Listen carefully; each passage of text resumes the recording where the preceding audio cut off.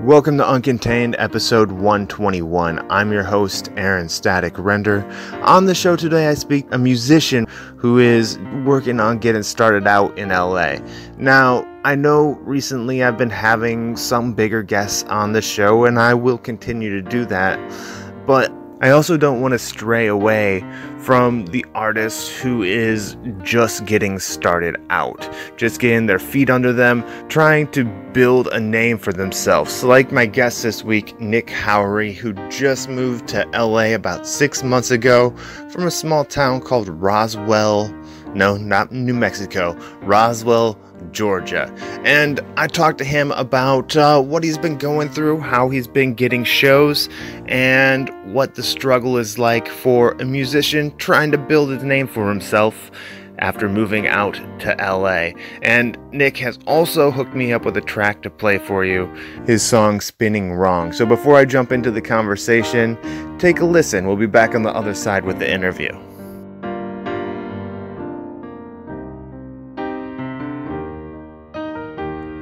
Outside in the snow, frostbite, you let it show. Lost with all you know, have to let it go. Oh, once in a while things turn around. You start to hear but different sounds. When you leave, you search for what won't be found. Sometimes it's rain and I move along. Sometimes there's pain with every dawn.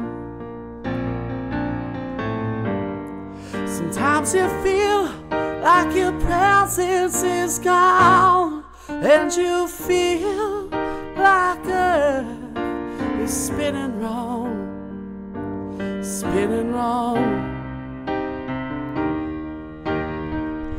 Bring color into a day, lose track of what they say. A cruel world don't need it known how you should be atop our bed's throne. Bring a style to wandering on.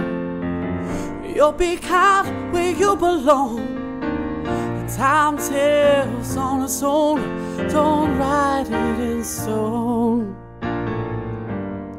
Sometimes it's rain and I move along. Sometimes there's pain with every dawn. Sometimes you feel like your presence is gone, and you feel like Earth is spinning wrong, spinning wrong, spinning wrong.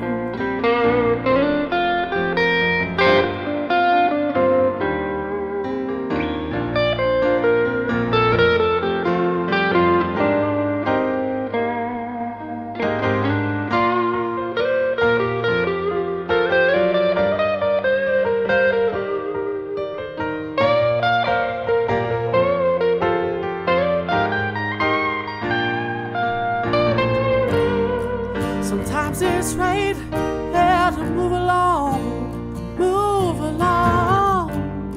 Sometimes there's pain with every dawn. There's pain. Sometimes you feel like your presence is gone, and you feel like Earth is spinning wrong, and you feel like Earth spinning wrong, and you feel like Earth is spinning wrong, spinning wrong. Outside in the snow, frostbite, you let it show. Outside in the snow, frostbite, you let it show. Spinning round,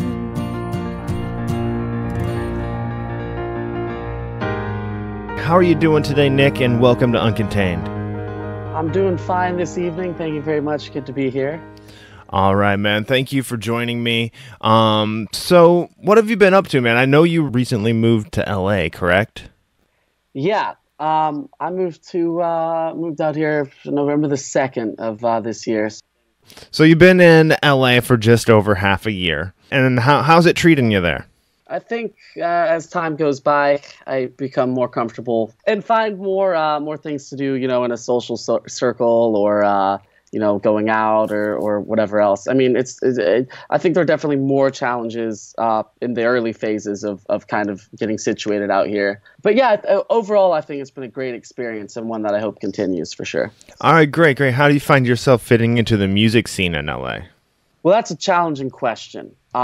One part of that answer would be, I play as many places as I can, and the response is always, there's always a few people coming up after, talking to me personally, which is always great. So that's a great part of that. But finding the shows to play or the places to play is, I think, where the challenge really is. And I do this thing openmics.org, and there's always plenty of opportunities every day of the week, or at least one, and I hit up a lot of those, but it's like, anything other than an open mic is often very difficult to find, or to not only find, but actually get on the calendar for, whatever venue you want to talk about. And also, there's this thing pay to play out here, which is also pretty crazy. And that's, it's just hard, Yeah, is it that's kind of similar to a bringer show, right? Where you have to buy the tickets from them and you can sell them to your friends,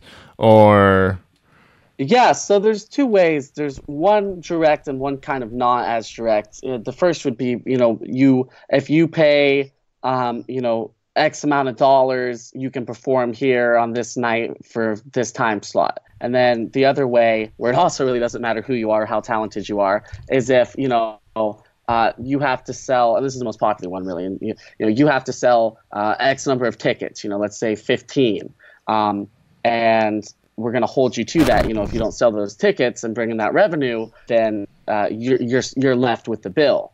That's hard because, especially if you just moved out here, you don't have a huge circle like that. I mean, even back in Georgia, I don't know if I really could have brought 15 people like that. Of course, I wasn't as much into my career then as I am now, but still, it's a big number, especially for, a 30-minute, an hour set on a weekday night. Yeah. So you have the 15 tickets, $10 a piece or whatever. I know of some comedians who have just foot the bill for them and just handed out the tickets just to have people in the crowd. So it looks like they're bringing a crowd. Is that something you've done, or? That's not something I've done, nor would I really be open to doing, for several reasons. One is I just don't have any money to be able to do that. Really, that's the main reason, I guess. It's just financially it's impossible for me. All right. I had the money in the world, I'd be paying 1,000 people to show up, But at the same time, I wouldn't feel right about that. I mean, I guess it'd just be kind of more of a circumstantial thing, So if you're not captivating to the crowd, or your comedy or your music's not good or whatever, then yeah, you've brought 15 people through the door. And maybe they'll give you another thing because of that, the next time. But then are you gonna pay another $150 for another 15 people? And I think you're just gonna have to repeat that, unless of course they actually see something in you, and then you build a fan base, from other people who saw you at the place while they were there. That just gets very tricky, Oh yeah, I could see that becoming a little bit pricey. Yeah, could you imagine paying $150 to perform and having to pay your rent, at the first day of the month? Yeah, I hear that, my friend. I hear that. So, now your music, have you been recording anything new? Recording anything new? Well, I try and record, recording, when we talked earlier, I mentioned it's the most challenging thing for me to do. So I've got far more songs not recorded than I have recorded. And of nothing is really radio or studio quality. I mean, it's all done in the bedroom with one microphone and a guitar and a vocal. I'd love to see things, on a radio quality or at a radio quality and with a band behind the sound, at least for some track. I try to record new things at least every other week. I aim for once a week. Sometimes it ends up, or more often than not, it ends up being once every 2 weeks or something is a new track uploaded. But it all varies. There's a lot of factors. All right, yeah. I imagine that takes a bit of time recording by yourself. And are you doing vocals and guitar yourself, or are you throwing in other instruments as well? So they're pretty much all vocal and guitar, acoustic and guitar.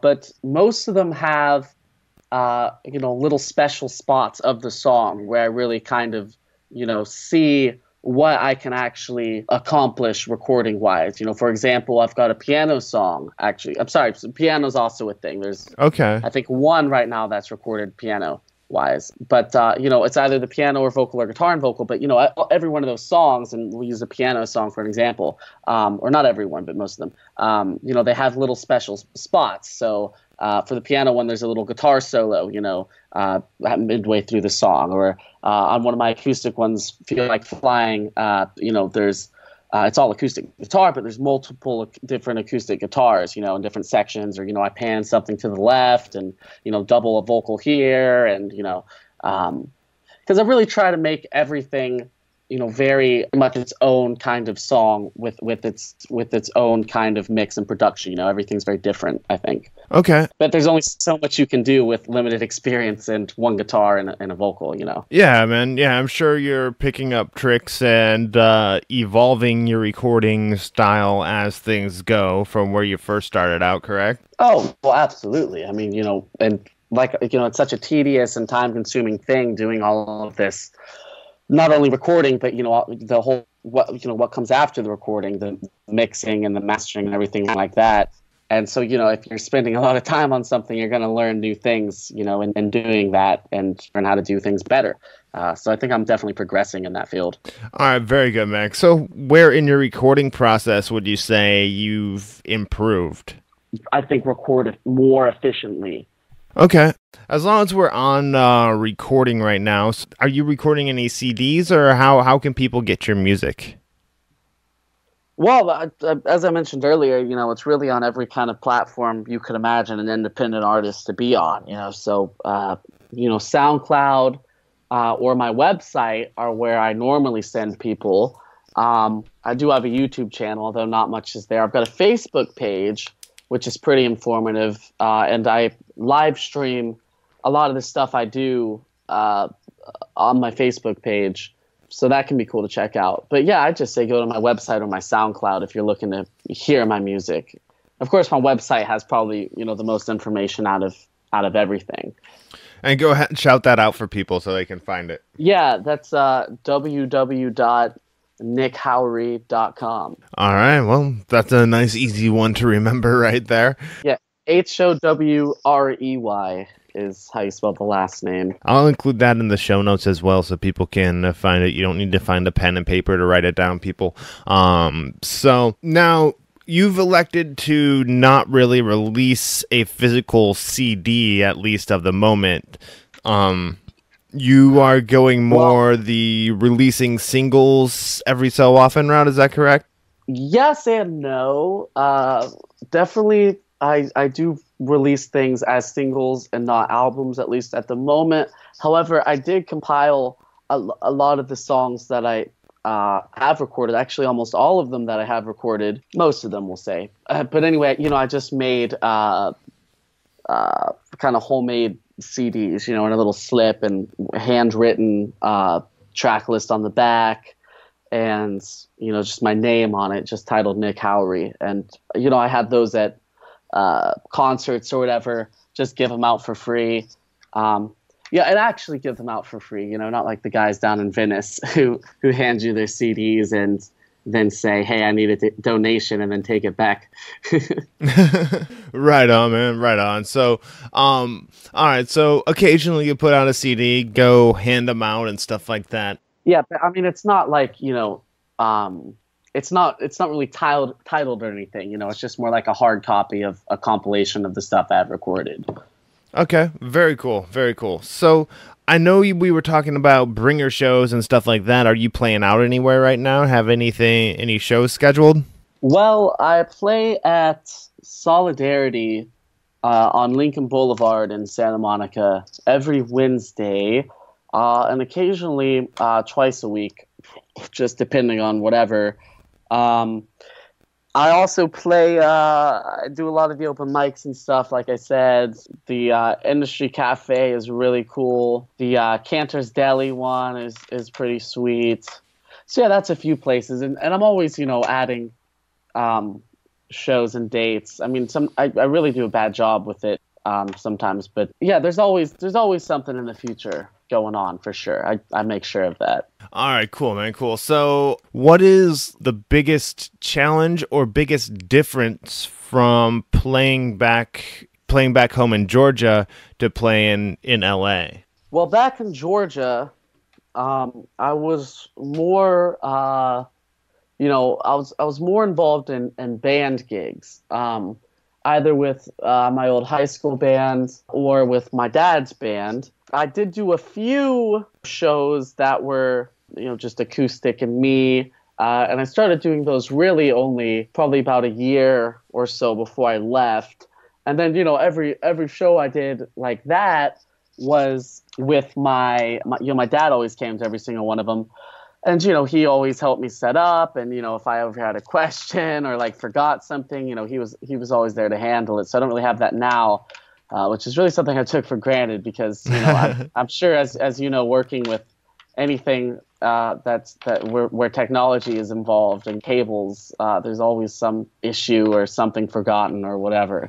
Oh yeah, it's really easy to take like parents for granted and stuff like sure. that. And we've all had that cable not work. I recently just had to replace the battery on my computer.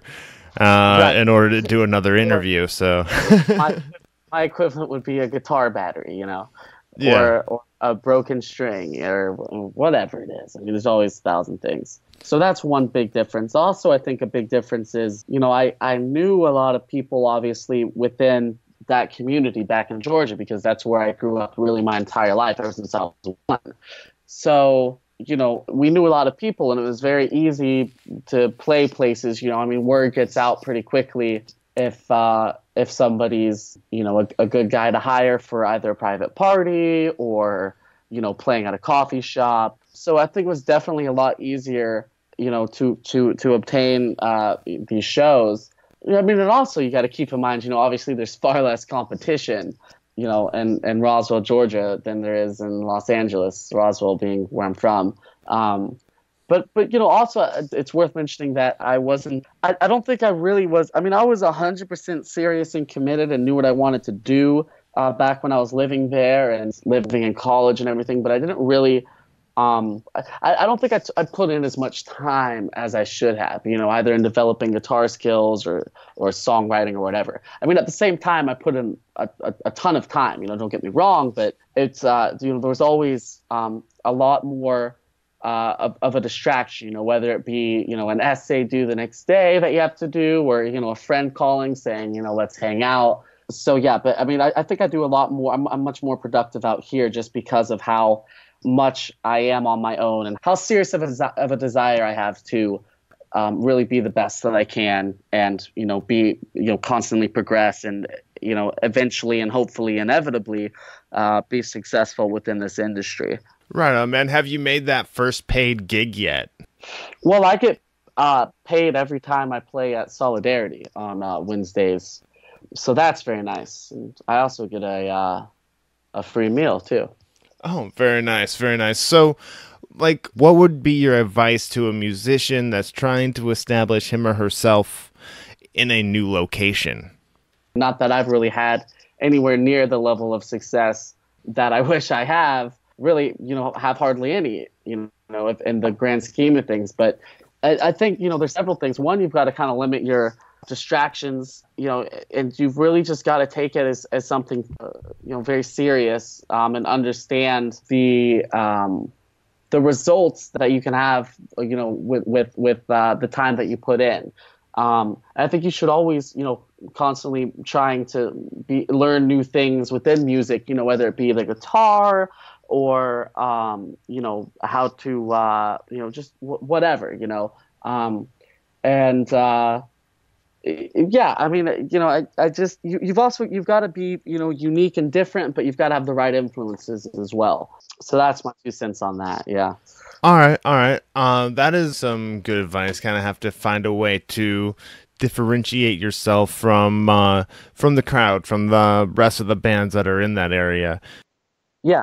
But at the same time, I feel like if you are actually, destined to, if you actually belong within this industry and are destined to be successful, I think that it's very easy for you to go, just your own direction and, not really listen to what anybody else is saying and just kind of do what is, in your mind as something that just has to be done or achieved, Are you doing anything right now that, are you doing anything right now to promote yourself that's working or kind of outside of the box of what most people would think of doing for promoting themselves? Let's see. Well, I send, every week or really 2 weeks, I send, I try and email as many people as I can, whether it be agents, managers, or record people or record people's assistants. And so I think in a way that's putting yourself out there, because at least, hopefully you'll get 1 out of 100 people to, listen to you. Although sometimes it can be less odds than that. But I think also, a good way to do that is just playing as much live as you possibly can, which is what I try and do. Which again, just going back to openmics.org, I really love that place because, it just tells you what's available on which night of the week, at what time, and you just show up and you do it, and you meet people and hopefully gain more opportunities through that. All right, yeah, definitely, man. And that's huge, too, getting out there, meeting the people in the scene, and that's one of the best way to pick up new fans as well. But the first thing that you said, emailing record labels and execs and stuff like that, that's some good advice. Do you include in the email? Well, no, first of all, finding those names and lists and whatever, that requires a bit of research, whether it's, going into Google Maps and typing in agencies or management and then, pulling up the list and emailing everybody on that list or finding, lists other people have made or whatever else it is. I've spent a small bit of time, I guess, although it's constantly edited, on just, this little paragraph explaining, I guess a little bit of who I am and what you can check out, and whatever else, and that's just in my notes on my computer, and it's just a copy and paste thing. So that obviously makes things a lot easier when you're emailing that many people.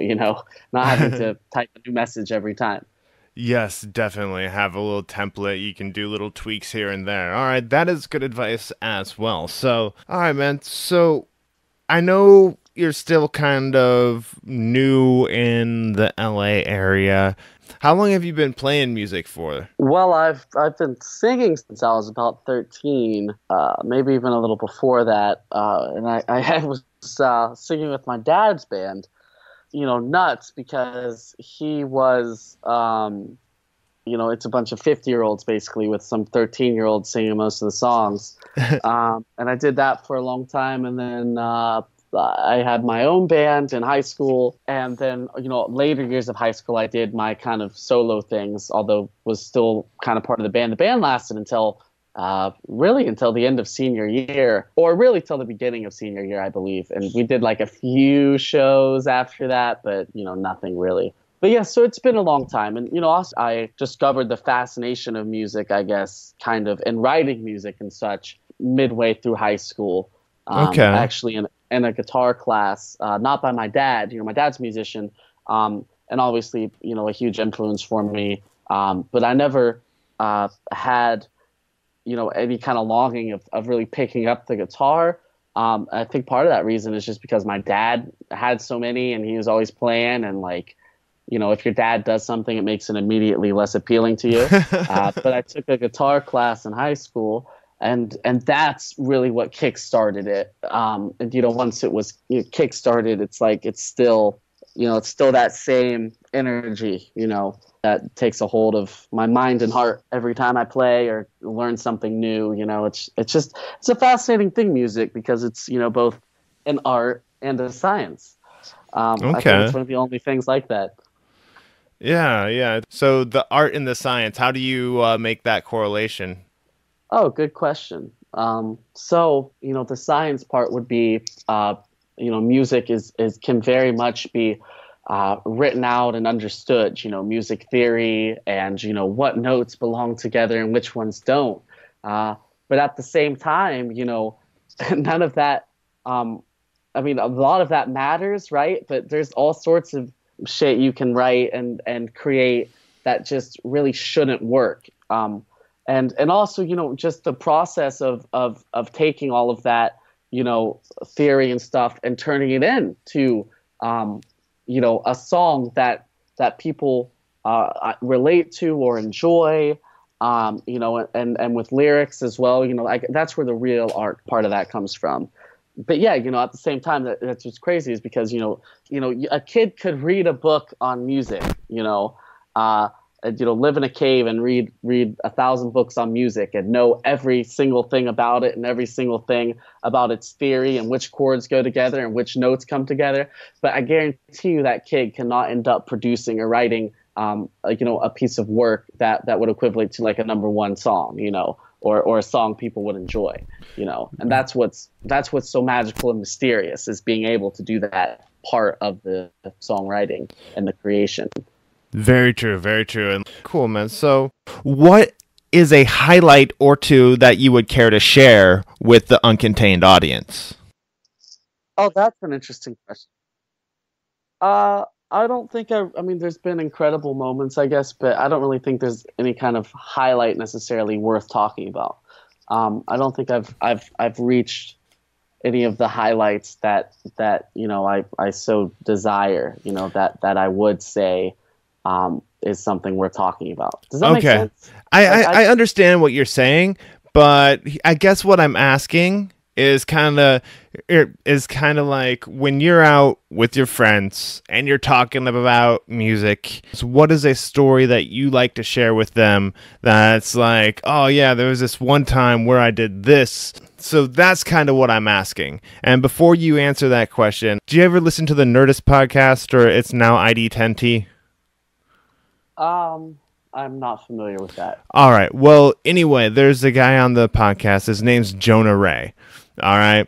And I actually saw them live in Mountain View at the IDT10T Festival last year. And I got to ask them a question at their podcast.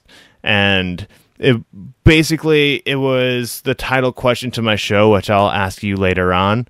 But he's like, the key to Hollywood and the entertainment industry is celebrating all of your successes, even the small ones, because you're going to have a lot of failure, and taking the time to celebrate that small success will help you out. Like, you got to celebrate everything you can.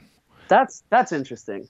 I guess how I'd respond to that, though, is #1, I think most great artists or creators are never satisfied with really anything they do. It doesn't matter. And 2, I think, it's that constant unsatisfaction that leads to, new creations and works that previously may not have been, created. But I definitely see what you're saying, recognize the little successes and how that can be valuable. I don't know. It's hard for me to do. Although, I'll tell you what feels really good. And going back to your highlight question, and I think a highlight for me is within music is every time somebody after I've performed, talks to me personally and not only just says, great job, really enjoyed your set, because I get that quite a bit. But when somebody comes up and talks to me personally and then goes into detail about what it is they liked or how they relate to this song, or whatever it is that they're saying. I think what it is that they're kind of giving me a validation for the time and the effort and the work that I've put in to the music that I've written. Does that make sense? And that is something I think that I really need, and that is always a highlight when it happens. Yeah, I hear you. And it's also that they paid enough attention to your music to let it touch them, Absolutely. Yeah, absolutely. All right, you see, that's a highlight right there, and it leads right into my next question. It's amazing how that works out. My next question is, what do you want your audience that comes sees you or listens to your music online or takes home one of those free bootleg copies of your own music that you pass out? What do you want them to take away and feel from your performance? Well, I couldn't tell them what to take away and feel from the performance. I want them to really just, enjoy and respect the music and, relate to the music, and I really just have their own kind of individual opinions and understanding of the song, because that I think is what it's all about, right? Is why this song is. I mean, you could argue that the melody is all a song is, and I'd say, a lot of the times, that's all you need for a song to be successful is an amazing melody. It doesn't even matter the lyrics. But I think when the song, somebody really likes more than just the melody, they like the story or whatever it is. I think that's what I hope. People, people just recognizing my music as something of value. That's what I want. All right. Fair enough. No in particular feeling or takeaway. You got just recognizing the value in it. All right. Fair enough, my friend. So I do have one final question left for you here today, Nick.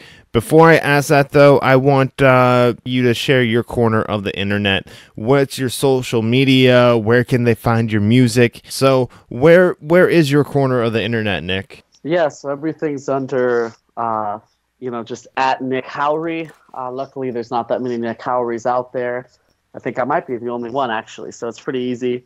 Or you could just, there's links to all of that on my website. But yeah, I mean, definitely I'm using the Instagram, my website and SoundCloud, Reverb Nation, Facebook page. But yeah, and if anybody's listening and listens to my stuff and enjoys it for whatever reason, I'd love to hear from you. And yeah, I'd just love to take on some more fans on this journey with me. But yeah, just everything at Nick Howrey. That's where it is. All right. Sounds good, man. Okay. I have one final question for you. It is the title question of the show. Nick Howrey, how do you live uncontained? Great question. I just think that it's something, it's just my destiny within this universe, I think, to do something in regards to music. I think it's everything I've prepared for up to this point would lead to that. It's what I love. It's my passion. I get a lot of great feedback every time I go out and do it. I think now it's just a matter of finding the right person and the right connection, or whatever it is. And I think that's just, it's just, you just got to keep taking steps in the right direction. And I think that's what I'm doing. And I think inevitably I'll reach a point where I'll be happy and successful if I keep doing what I'm doing. All right, man. Thank you very much. I have one final thing for you to do, and that is sign off the show. Nick, will you do me the honor of signing off the show tonight? Sure. I'd like to say, Aaron, it's been wonderful talking to you. Love the podcast. I'm Nick Howrey, and I live uncontained. And that does it for another episode of Uncontained. Thank you for listening, and thank you to Nick Howrey for joining me and sharing his story here on Uncontained. Please make sure you swing by www.uncontainedpod.com, the home of Uncontained. And all of my social media links are there: Instagram, Facebook, Twitter. Yeah, you can find everything right there, along with listen to the show on the homepage and the show notes for the show as well. So check them out. And until next time, live uncontained.